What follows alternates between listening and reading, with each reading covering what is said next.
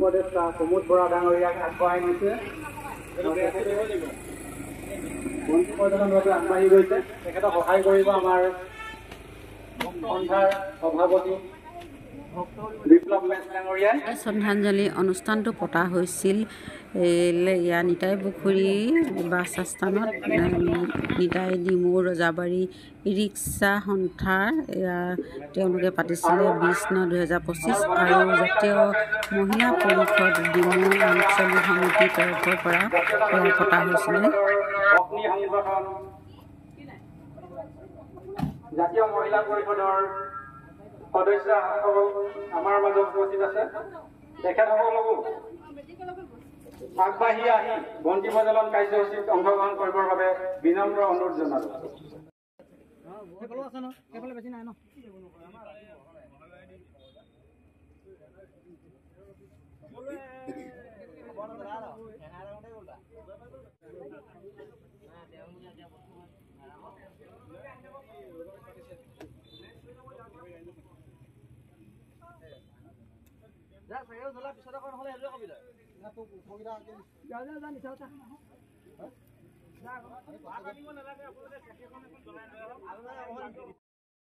শ্ৰীমতী দীপালী বৰঠাকুৰদেৱে ডাঙৰীয়ানীয়ে এটি কবিতা তেওঁ লিখি উলিয়াইছে।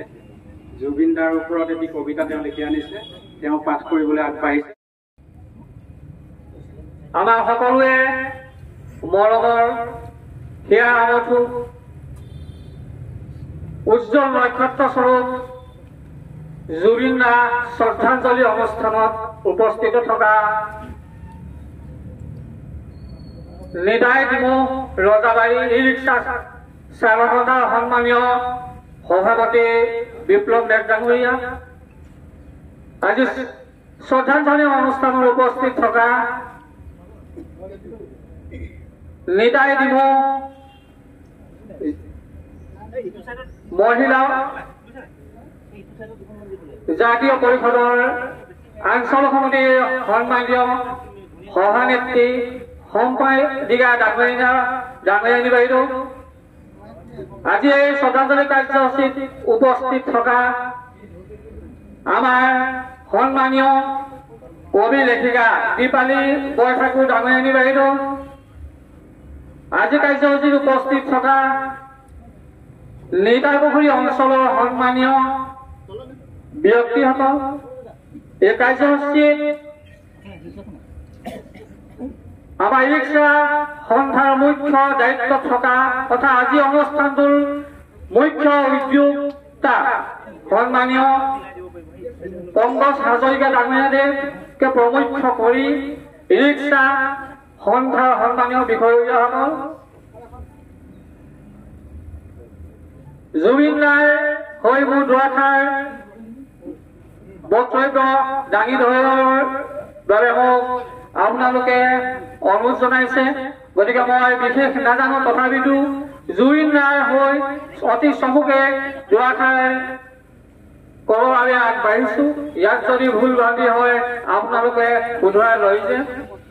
আপোনালোকে সকলোৱে জানে যে জুবিন দা আমাৰ অসম নহয় সমগ্ৰ বিশ্ব দৰবাৰত এজন জ্যোতি নক্ষত্ৰ হিচাপে তেওঁ জিলিকি আছিল।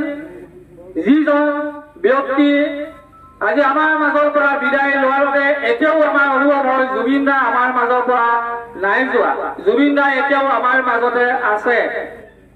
যিহেতু যদিও আমি কালি শুনিছিলো যে জুবিন দাই এনেকুৱা এটা আকস্মিক দুৰ্ঘটনা ঘটিলে, জুবিন দা আমাৰ মাজত নাই, তথাপিতো আমি বিশ্বাসত ল'ব পৰা নাছিলো।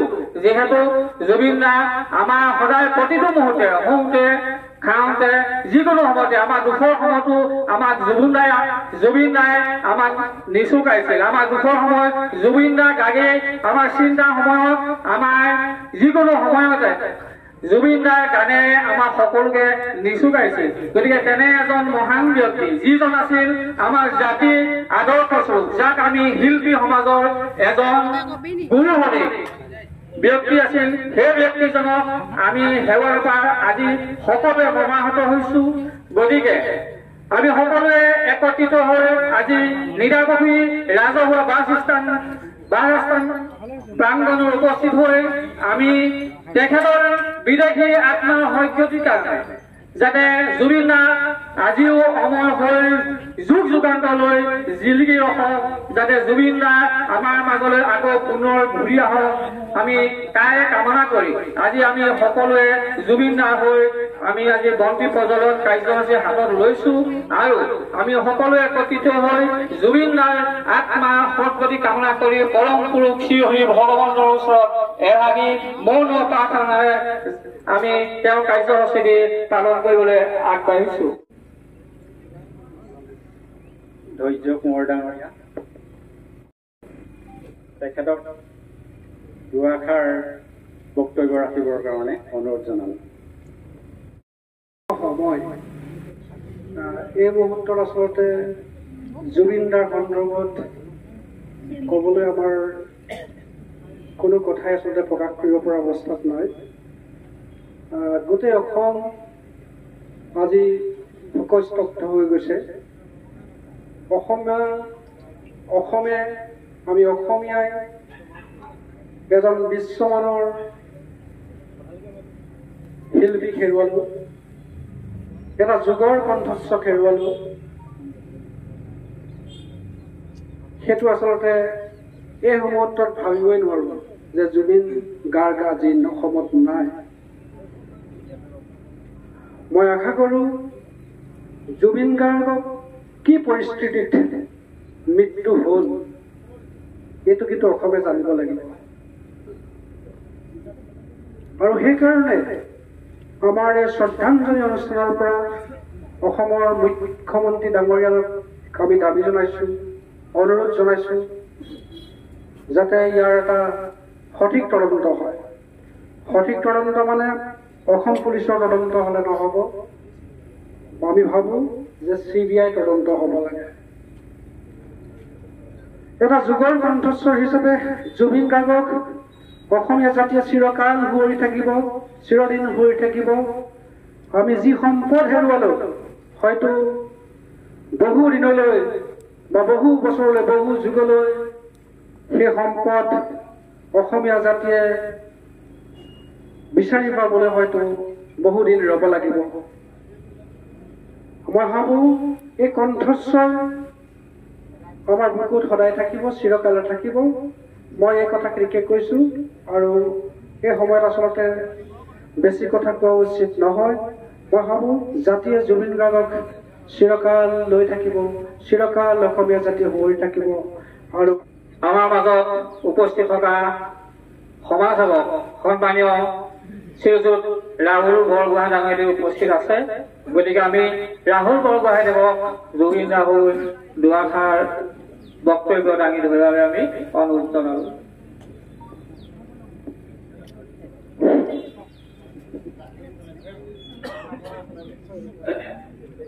আজি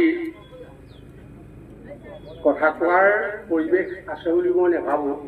তথাপিতো আমাৰ জনজীৱনৰ যি গাঁথনি, আমাৰ অসমৰ যি অপূৰুগীয়া সম্পদ, যিহেতু জুবিন গাৰ্গ আমাৰ মাজত নাই, তেওঁৰ যি মৃত্যু, এই মৃত্যু আমি সহজে গ্ৰহণ কৰিব পৰা অৱস্থাত নাই। কিন্তু নিয়তিৰ যি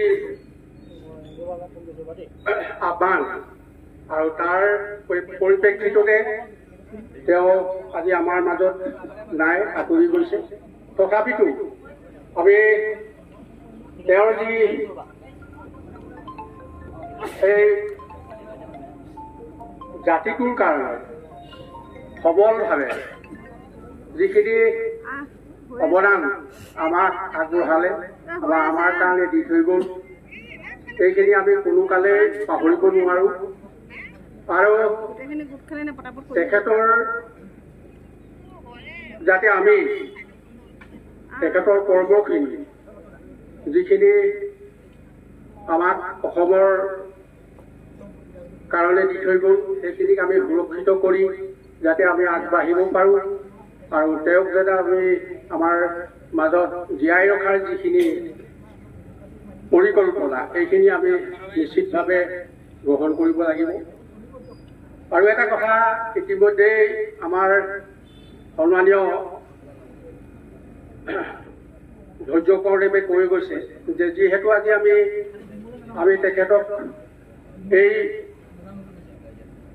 শ্ৰদ্ধাঞ্জলি আমি জ্ঞাপন কৰিছোঁ, কিন্তু আমি আমাৰ অসমৰ সকলোৱে যাতে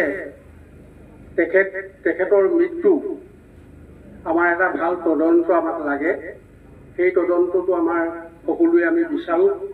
আৰু সেইকাৰণে আপোনালোকেও এই ক্ষেত্ৰত পদক্ষেপ ল'ব লাগিব।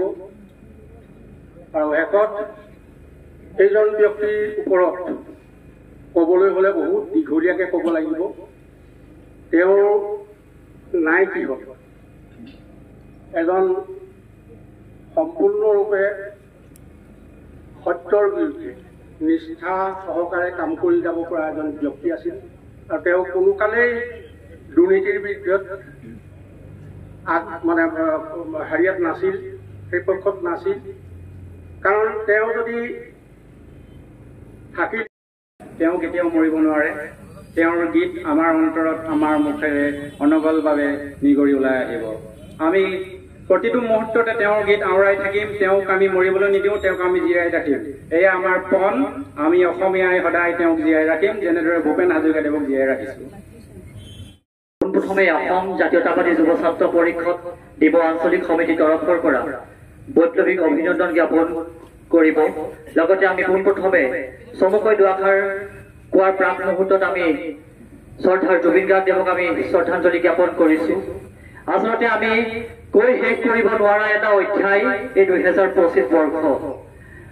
আমি খুব কম পালো বুলি ক'ব লাগিব, কাৰণ আমি তেওঁৰ পৰা আৰু পাব লগা আছিলে। তেওঁ যথেষ্টখিনি আমাৰ সমাজৰ কাৰণে, সংস্কৃতিৰ কাৰণে যিখিনি কৰি থৈ গৈছে, আমি কোনোদিন তাক অস্বীকাৰ কৰিব নোৱাৰো। আৰু দ্বিতীয়তে যে আমি জুবিন গাৰ্গ অসম তথা আমি দেশত পাম, আমি কল্পনাই কৰিব নোৱাৰো। আৰু আমি এজন সতীৰ্থ হেৰুৱালো। আমাৰ অসম জাতীয়তাবাদী যুৱ ছাত্ৰ পৰিষদ 1978 চনতে প্ৰতিষ্ঠা হৈছিল। আৰু সেই সময়ৰ পৰাই শ্ৰদ্ধাৰ জুবিন গাৰ্গদেৱ আমাৰ অসম জাতীয়তাবাদী যুৱ ছাত্ৰ পৰিষদ এই সংগঠনটোৰ কাৰণে প্ৰায় 25 বছৰ কালি সংগঠনটোৰ কাৰণে কাম কৰি আহিছে। সঁচাকৈ আমি আমাৰ জ্যেষ্ঠ এজন সতীৰ্থক হেৰুৱালো। তাতকৈ আমাৰ দুখৰ বিষয়ে আৰু একো হ'ব নোৱাৰে।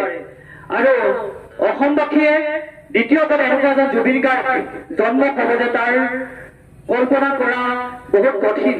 তথাপিও আমি নেদেখাজনৰ ওচৰত আমি প্ৰাৰ্থনা জনাইছো যাতে তেওঁ যিখিনি কাম তেওঁ এবাৰ আধৰুৱা কাম আছিলে, তেওঁ ভগৱানে যাতে পুনৰ জুবিন গাৰ্গ হিচাপে এইখন পৃথিৱীতে আকৌ জন্ম দিয়ে, তাৰ কাৰণে আমি ভগৱন্তৰ চৰণত সেৱা জনাইছো। আমি সকলোৱে শ্ৰদ্ধাৰ জুবিন গাৰ্গ ডাঙৰীয়ালৈ অশ্ৰু অঞ্জলি যাচি 1 মিনিট সময় মৌন প্ৰাৰ্থনা কৰিবলৈ সকলোকে অনুৰোধ জনালোঁ।